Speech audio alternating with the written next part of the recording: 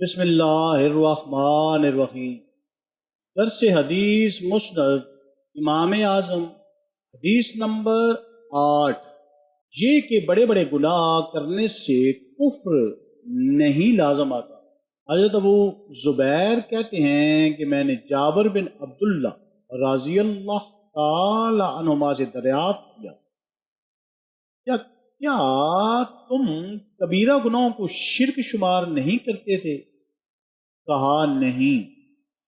حضرت ابو سعید کہتے ہیں کہ میں نے حضرت صلی اللہ علیہ وآلہ وسلم سے پوچھا کیا کہ اس امت میں کوئی گناہ ایسا ہے جو کفر کی حد تک پہنچتا ہے؟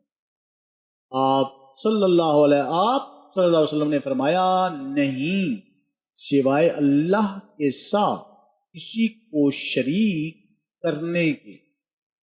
اللہ تعالی ہمیں احادیث مبارکہ پر عمل کرنے اور اس پیغام کو ہر انسان تک پہنچانے کا ذریعہ بنائے، آمین یا رب العالمین۔